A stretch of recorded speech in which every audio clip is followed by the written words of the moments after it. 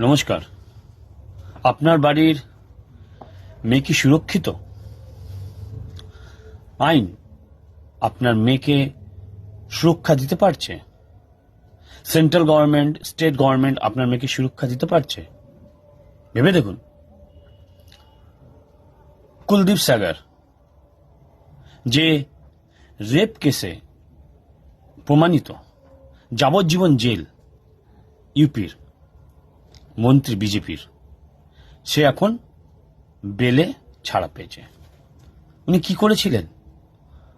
উনি করেছিলেন 18-র নিচে নাবালিককে রেপ করেছিলেন। রেপ করার পরও শান্তি হয়নি।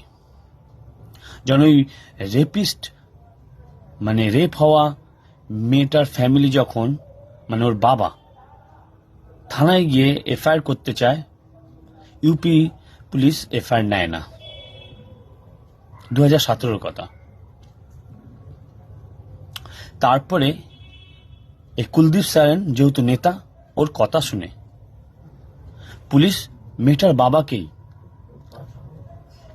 ধরে নিয়ে যায়, জেলে মারধর করে, তারপরে হসপিটালে নিয়ে যেতে যেতে মেয়েটার বাবা মারা যায়। তারপরেও পুলিশ এফআইআর নেয় না। একটা উকিল যদিও বা এই কেস নিয়ে লড়ছিল, যখন কোর্টে যাচ্ছিল, ওই মেয়েটা আর ওর দুটো মাসি এই কুলদীপ সেনের দলবল অ্যাক্সিডেন্টে করিয়ে দেয়। ওর মাসি দুটো মারা যায়, আর মেয়েটা উকিলটা কোমায় চলে যায়। তখনও পুলিশ এফআইআর নেয়নি। তারপর প্রেশারে পড়ে যখন এফআইআর নেওয়া হলো, প্রমাণিত হলো যে রেপ করেছিল, তার জন্য যাবজ্জীবন দেওয়া হলো। কিন্তু কিছুদিন আগেই ইউপি হাইকোর্ট তাকে বেলে ছেড়ে দিল, কারণ সে একটা দলের লোক, যে দলের নাম বিজেপি। এটা আমি বলছি না, আমার কথা বিশ্বাস করতে হবে না। আমি কোনো দল, কোনো মানুষ, কোনো ধর্মের বিরুদ্ধে না। আমি ভুল ক্রাইম, ভুল সিস্টেমের বিরুদ্ধে। একটা ধর্ষক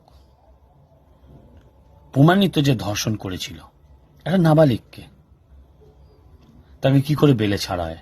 যে যাবজ্জীবন জেল খাটছে, ও জেলে যাওয়ার আগে ওর অর্ধেক ফ্যামিলিকে খুন করিয়ে দিল, সে বেরিয়ে আর কি ওদেরকে বাঁচিয়ে রাখবে?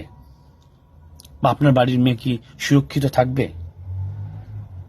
এখন ওই মেয়েটা নিজের বিচারের জন্য প্রোটেস্ট করছে। ইউপি পুলিশ, দিল্লি পুলিশ ওকে প্রোটেস্ট করতে দিচ্ছে না।